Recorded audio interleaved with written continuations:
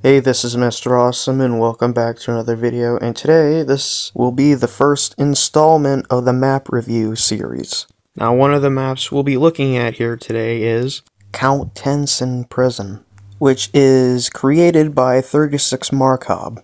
And now, before I begin, I just want to announce that the way that you can submit your map for me to review it is by going onto Discord, the official Gorebox Discord server. And you will find me there under the name Braden, which is my name. And just hit me up there, and if your map is less than 8 megabits, you can just send it to me through direct messaging.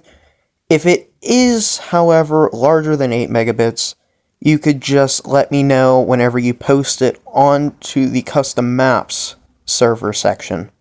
Now, this map was able to be sent to me through DMs, so that is how I was able to review it. And how I'm going to be reviewing this is I'm going to be going over certain characteristics about the map. The detail, the size, the time that it took to make, and the overall quality of the map, among other things. Now, starting off here, I would like to say that the overall layout of the prison is pretty cool. I do like how there's a visitor center. However, if you've noticed, the windows where the people would be able to communicate with their loved ones is slightly open, which would be a security risk. Now, I know this because I've visited a family member in prison, and I know that they are fully glass with maybe a speaker on the other side, but normally they'll have usually a phone on each side for the people to communicate. Now, the reason they'd be fully glass is for security reasons. Two of those reasons. One is so that contraband isn't traded from the visitor to the inmate. And second off, it's to make sure that the inmate cannot harm the other person on the other side.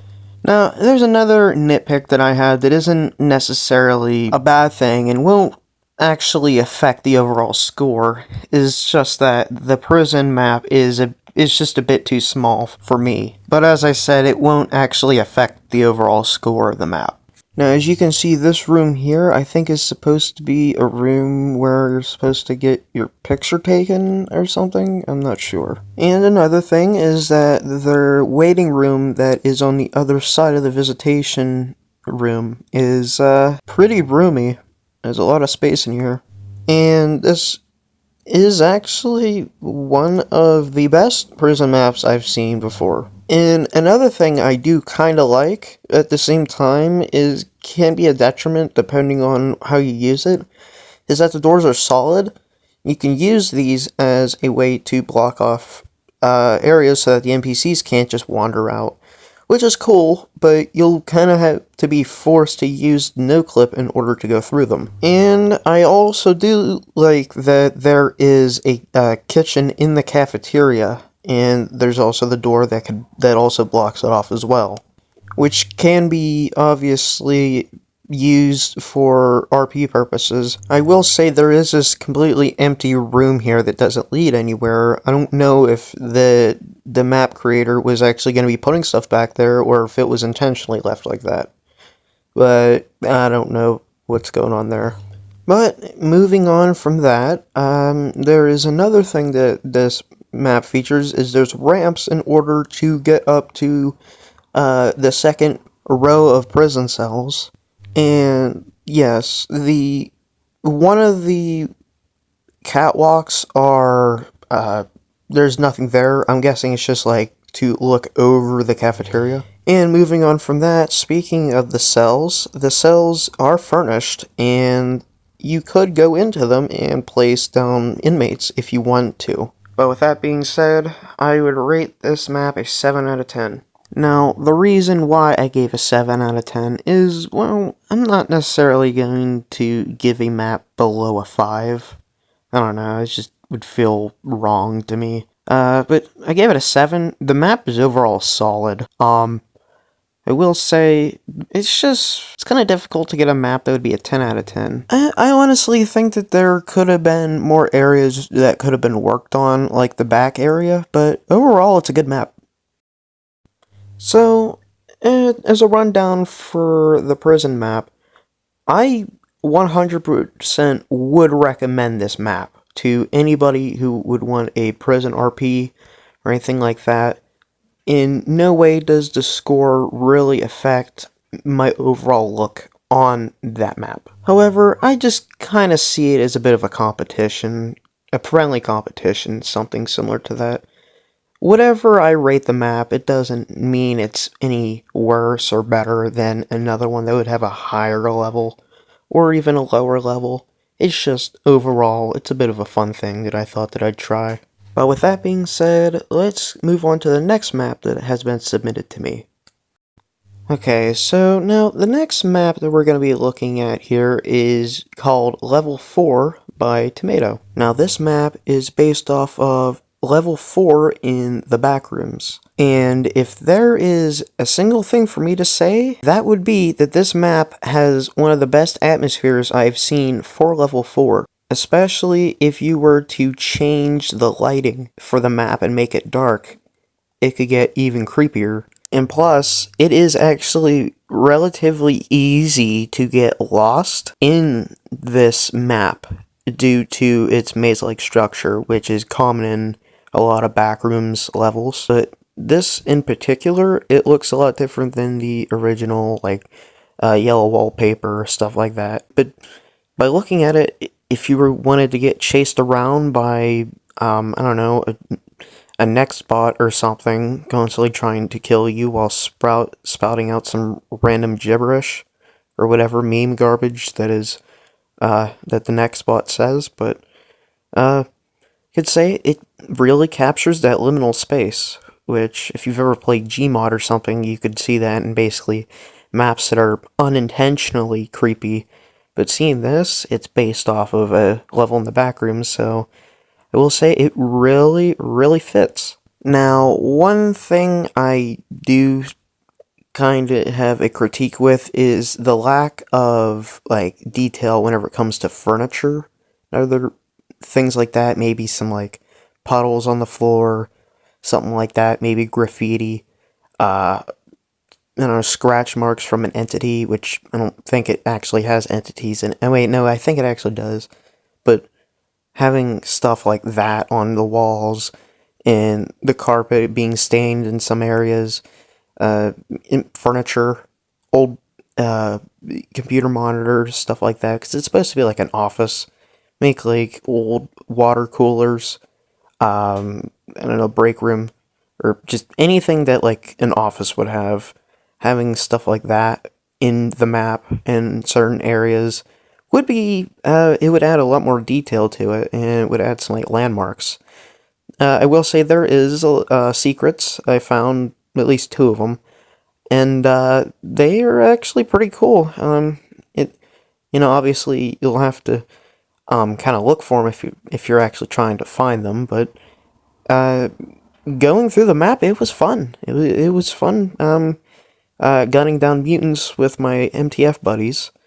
And yeah, it's an overall good map. I really don't have that much to fault over it. I mean, it's mainly just supposed to be a map to get chased by, like, next bots, and it's meant to be creepy and, like, empty, which I guess that is kind of what they were going for, so I can't necessarily fault that.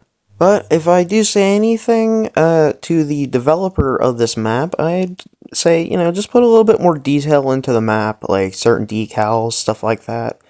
I mean, it's completely optional. I'm just some 19-year-old dipshit who just makes YouTube videos. But, obviously it's the creator's decision, but that would be my 2 cents to put into this map. Now, I'm not 100% sure how many maps this creator has made before, but by judging this map, they seem to be really good at making maps, especially ones that are meant to be liminal spaces. And I suggest they continue with more backrooms levels, because, well, I mean, they seem to be pretty good at making these types of maps. And by looking at what it looks like in the wiki, like the fandom, it resembles a decent amount of it. So it's actually pretty good, especially with like the outside looking like it's an endless void outside. It kind of captures like the creepy nature of the back rooms, with there being like an endless amount of places that the back rooms can hold, the amount of dangers and the unknown nature of the back rooms itself. It just gives it this very foreboding, I think that's the word for it, type of like it's humans have this like type of fear of things that are a lot larger than them, and I could 100% see why. I mean, it's like in uncharted territory of humanity, basically. And that's what makes it a lot creepier. Now, what kind of rating would I give this map? Shit, I'd say 7.5 out of 10. I mean, obviously, the map, it gets exactly what it wants to do. It's a map that's supposed to be creepy, and it's meant to be chased around in, and it's meant to be like a decent replica of the backrooms level, and it checks all those boxes. It's just mainly, I don't know, it just lacks a lot of detail, in my opinion. And, well, I mean, after a while, it could probably, get a bit stale, the same halls over and over again. But I wouldn't fault that of the creator, it's just the nature of the backrooms. But I would like to see more detail put into this map. Maybe if they're continuing the work on this, I would 100% love to come back to this map in another video to go over it again. So that was level 4, created by Tomato. Be sure to give him all the love and support that he deserves. And Gorebox is actually a very good way of making liminal spaces with the map editor, as Gorebox is kind of like Gary's mod whenever it comes to how the maps are made and just the overall feeling. It might be a bit less creepy, I don't know, but yeah, that's pretty cool. And I really support the creation of more liminal space maps, stuff like that. It's really good seeing that people support each other in the community, and I love to see it, as the Gorebox community might be a toxic shithole of people just going out of their way to say racial slurs and disregard rules, but, what the hell, I feel breathing behind me.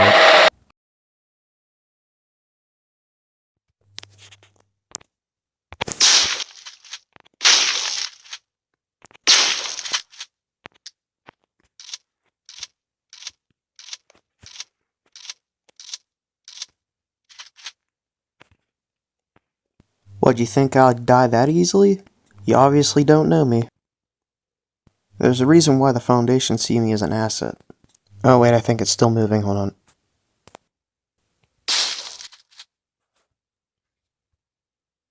Yeah, that finished it off that time. But yeah, it takes a lot more than an alternate to kill me. I don't know if you've noticed what's on my wall here.